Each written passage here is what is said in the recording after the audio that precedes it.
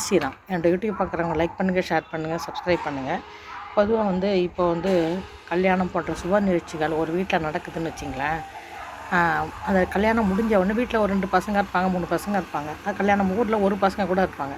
கல்யாணம் முடிஞ்சிச்சின்னு வச்சிங்க, அந்த வீட்டில் இருக்க பெண்கள் என்ன செய்கிறாங்கன்னா, புருஷனோட சொந்தக்காரங்க, க்ளோஸ் ரிலேட்டிவ்ஸ் எல்லாரையுமே அதோட அவங்களால இவங்களுக்கு இருக்கிற கான்டாக்ட்ஸை முடிச்சுக்கிறாங்க. தேவை முடிஞ்சு போயிடுச்சு அப்படிங்கிற மாதிரி. சொத்து பத்து இருந்தது பிரிச்சுட்டாங்க சுத்தம். அப்புறம் உனக்கு எனக்கும் சம்மந்தம் இல்லை அப்படிங்கிற மாதிரி தான் அதை முதல்ல கட்டி விட்டுறாங்க. அந்த உறவெல்லாம் அறுத்து விட்டுறாங்க. அது சரியாக தப்பாங்கிறது ஒரு பக்கம் இருக்கட்டும். அதே ஜென்ஸ் அப்படி செய்கிறதில்ல.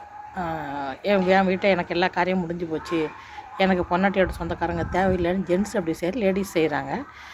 அது சரியாக தப்பாங்கிறத விட அதை நம்ம அதை ஸ்போர்ட்டிவாக எடுத்துக்கிறதுல தான் இருக்குது. நம்ம அதை ஸ்போர்ட்டிவாக எடுத்துக்கிட்டு இதுவும் கடந்து போகும்னு சொல்லிட்டு ஸ்மைல் பண்ணிவிட்டு போயிட்டோன்னு வச்சிங்களேன், யாரையும் நம்பி யாரையும் இல்லை அப்படிங்கிற ஒரு கான்செப்ட் ஒன்று இருக்குது.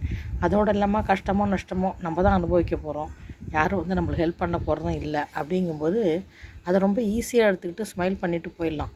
ஏன்னா சில பேர் அதை பற்றி புலம்பிட்டு அவங்க அப்படி பண்ணிட்டாங்க, இப்படி பண்ணிட்டுக்கிறது அப்படின்னு புலம்புறது, இல்லாட்டி சாபம் விடுறது, இல்லாட்டி திட்டுறது எதுவுமே தேவையில்லைங்க.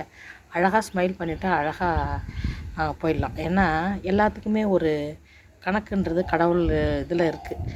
அதில் நம்ம செய்கிற தப்புகளுக்கு ரைட்டு எல்லாத்துக்குமே அதில் ஒரு இது இருக்கும். அதனால் நம்ம ஏன் மண்டையை போட்டு குழப்பிக்கிட்டு நம்ம உடம்புக்கு எடுத்துக்குவானேங்கிறது தான் என்னோடய கான்செப்ட்டு.